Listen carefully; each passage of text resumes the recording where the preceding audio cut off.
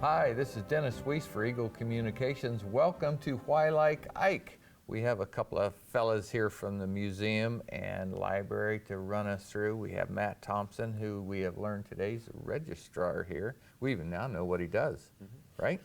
And Tim Reeves is the Deputy Director, Supervisory Archivist. I was struggling for deputy, second in command.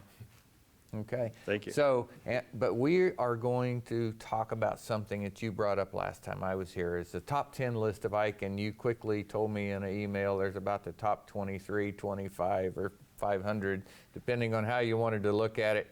But we made you pick 10 things to talk about today, and so here we have it. So what are we going to talk about?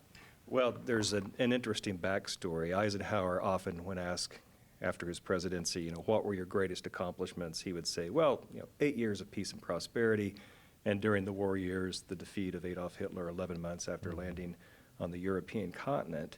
But in the mid-'60s, a lot of books began to come out, largely about John F. Kennedy after his assassination, and they were all pretty critical of Eisenhower, and that really got under his skin. But Ike wasn't the kind of guy to go out in public and defend himself. He liked to use surrogates, as he did when he was president. We always talk about the hidden hand presidency of Eisenhower's management style.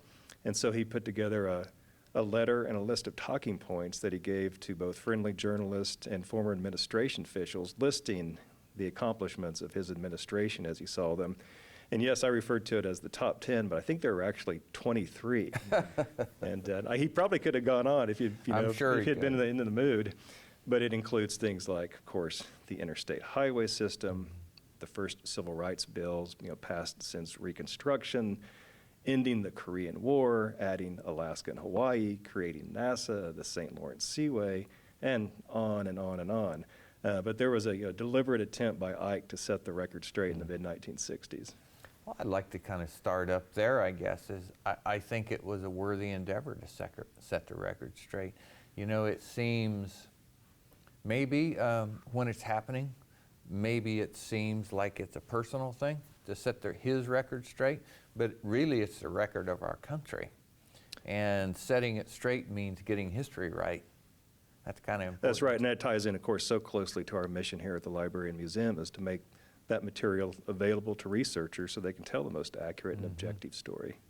Yeah, and we have a wealth of it. We have some remarkable reproductions of pictures on the wall behind us that kind of walk through. And we do, yes. And gosh, up at the top you see Little Rock, and that is when President Eisenhower stationed troops to escort young people into school. That's right, and then the picture below with the civil rights leaders, including Dr. Martin Luther King, to Ike's right. And civil rights is one of those areas that's really getting a lot of attention from historians. And of course, the early take was that Ike didn't do a lot to advance civil rights, but he did everything he could do by executive order, which included desegregating the District of Columbia, completing the desegregation of military bases and military schools, ending discrimination in the awarding of federal contracts, establishing the Civil Rights Division in the Department of Justice, and 8 or 10 executive actions that any president,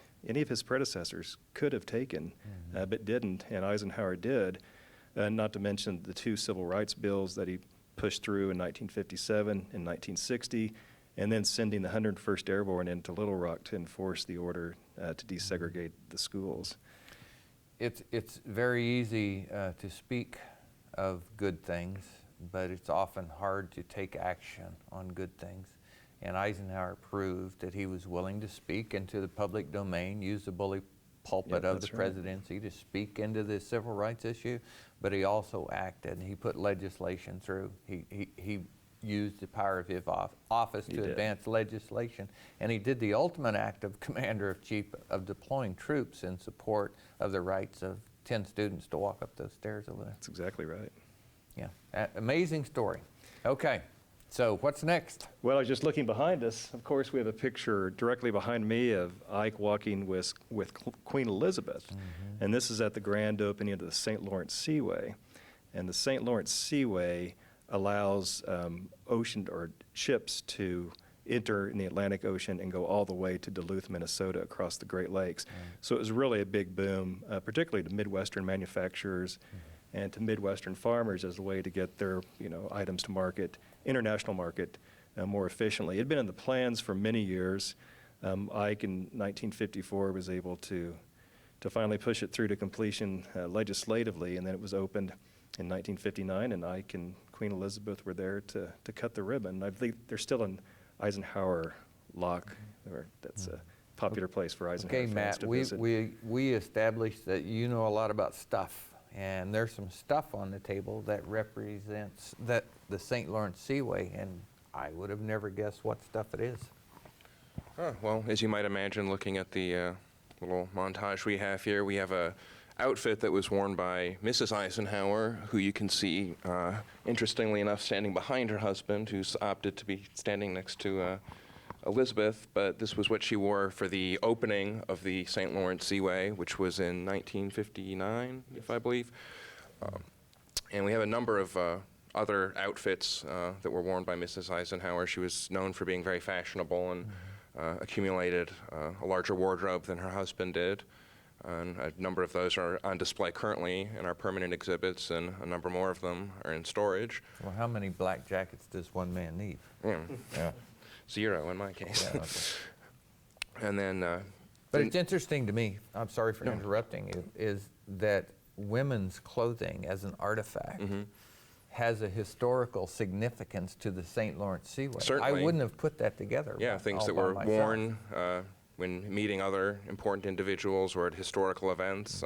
Something like this would have been planned in advance. I'm sure she knew ahead of time what she was going to wear, but there's other examples you can find where, the suit Kennedy was wearing when he was shot in the head, he wasn't planning on that, but things that are just in the right place at the right time. I'm always curious about the interaction between people and events. And as I sit here and listen to you fellows today talk about the St. Lawrence Seaway and what a beautiful part of our country and continent that is. We have a portion, Canada has a portion, and it's a beautiful trip up the St. Lawrence Seaway. But I look at the picture behind us, and when you're talking about in human history, making things happen, it really comes down to people doing things. And in the case of the picture behind us and the artifacts you have here, the First Lady of the United States is a player in many political things that happen in our world. And the Eisenhowers are a great example of the positive value of the relationship between the President and the First Lady as a outreach to other communities in the world and what we got done. That actually brings up another point, if I may. The next panel, of course, relates to the formation of NASA, which is a fairly high-profile government agency that we take for granted. And it was created by legislation that Eisenhower signed in 1958.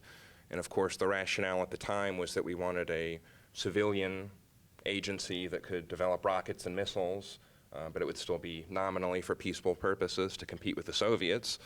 And of course, in the following decade, we went from having no manned space program to putting human astronauts on the surface of the moon. So really, of all of Eisenhower's accomplishments, that's one of the ones that I would say is a gift that just keeps on giving, because even after his death in the 1970s, the Voyager probes were launched, exploring the outer solar system for the first time. In the 1980s, the space shuttle program started, and that was taking humans into orbit for the next 30 years. The 1990s saw the launch of the Hubble Space Telescope, which is still operational as we're having this conversation, taking photographs of galaxies that are billions of light years away. The 2000s, you had rovers being sent to Mars to explore the red planet in great detail, sending back images and video in real time. And then, of course, right now, we have the New Horizons probe that is en route to Pluto, and we'll be exploring that for the first time in human history. Next month, we'll be seeing pictures of it.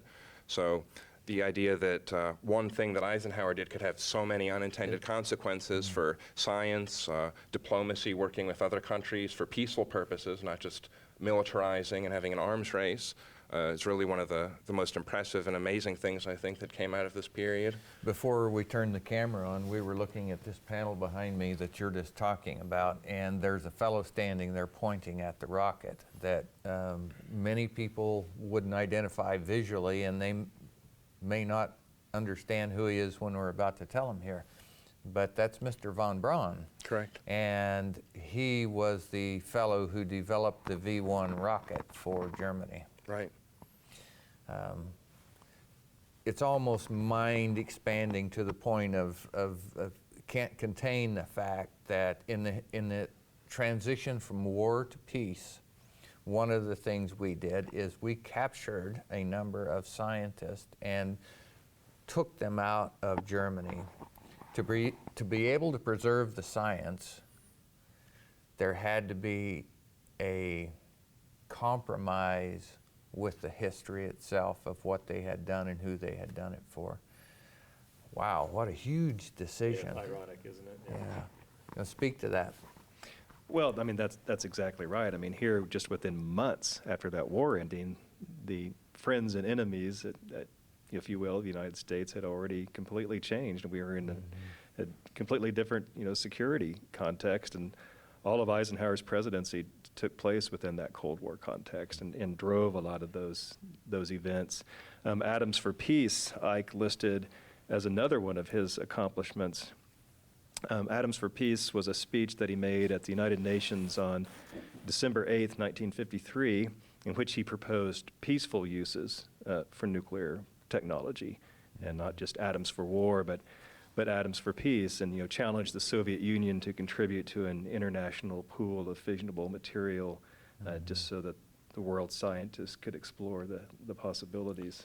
I think that we have instant access to news all over the world today, but sitting here, there is an access to history that goes much deeper than what you can hear and see on the daily news feeds.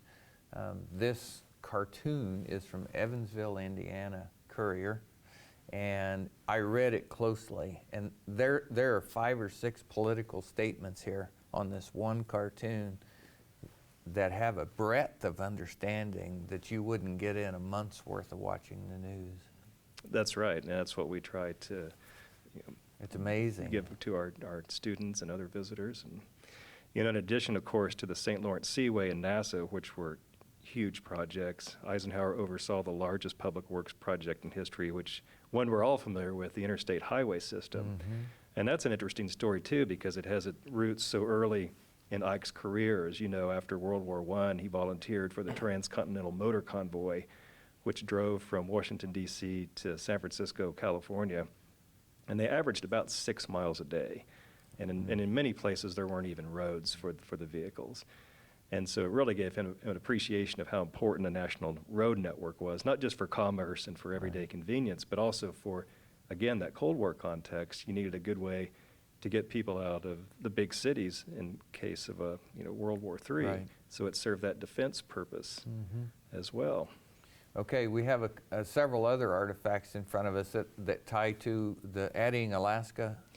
Yeah, and they even tied to the need to build that infrastructure, everything from the St. Lawrence Seaway to the interstate, because the country grew so much under Ike. He's the only president to have served under 3 different American flags. There were 48 states when he took office, and then briefly 49 states in 1959, and then, of course, 1950. And even though, or 50 stars rather, in 1959. And even though we were only adding 2 stars to the flags, people really got into the idea of designing a new American flag. And we have, scores of examples, such as those you can see on the table. A lot of grade schools, entire classes would submit their designs for a new American flag. The public really didn't have a say. It was a committee formed by, I think, the Armed Forces and the Secretary of the Interior and a couple of others. And again, all we had to do, were add 2 stars to the flag. But, people really got engaged with the idea. And so the United States, just in sheer physical size, practically doubled under Eisenhower. And he considered that, again, one of his accomplishments. Things we don't think about. They are tied to a particular point in history, and it happens to center on the legacy of Dwight David Eisenhower, That's right. both Alaska and Hawaii. And you have some artifacts here on the table. And I'll point out, they don't just live here on the table. They are rotated through the museum in exhibit form, so people can just walk in the front door and see and understand and be this close to this same history that we're setting in front of today. I find the 105 millimeter shell casing that was fired in commemoration of the Alaskan statehood ceremony in '59. It says on it. I picked it up and read it with my white gloves on. What an interesting piece. And you know, of another history. irony of adding Alaska and Hawaii, some Republicans were opposed to the idea because they thought that Alaska would be Democrat, and the Democrats were opposed to Hawaii because they thought it would be Republican, and of course it turned out to be exactly the opposite. Everything's so, political. Yeah, Everything's you never know how political. history's going to turn out. And Well, I tell you guys, every time we sit and do one of these and look at the things that are here at the museum, it's almost overwhelming that what history has flown through the hands of Dwight David Eisenhower to America. And you have such a huge amount of representative artifacts here that you share with the community all over the world and the researchers from all over the world that help us view our history correctly and in the light of what really happened. that's why we're here. Yeah, absolutely.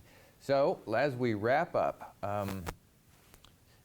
you know, I'd give you another shot at the other 13. So, you know, top 10, and you have other things in your file. Oh, yeah, but there's I plenty, guess what but, I'm saying is there is no end to the top 10 list of Dwight David There's really Eisenhower. not. I mean, depending upon how you want to look at his Yeah. career, we could go all day. Probably the most productive time in American history. You know, you look at the Industrial Revolution, and that was a change. But when America simply grew through advancement, Eisenhower sat in the middle of those years, and that's much of what's up here on the wall behind us. You really did. Yeah. Well, guys, thanks for letting me come have a look today. I so appreciate the opportunity. I think we should do this one Well, again. yes, Yeah, let's at do least this one another couple again of and get episodes. another table full and You got another it. panel behind us and all that stuff. We'll do it. You're welcome to see people walk in the door. Tim and Matt are around somewhere here, and if they're not available, boy, there's always somebody, a volunteer from the community who loves Dwight David Eisenhower, helpful, ready to talk to you about what you see on the wall and what benefit it is to our community. Can't tell you how much I appreciate being here and you sharing this with us, fellas. Thank you. All right, for Eagle Communications, I'm Dennis Weiss. This is Tim Reeves, Matt Thompson from the Eisenhower Presidential Library and Museum. We appreciate you being here with us today. Have a great day.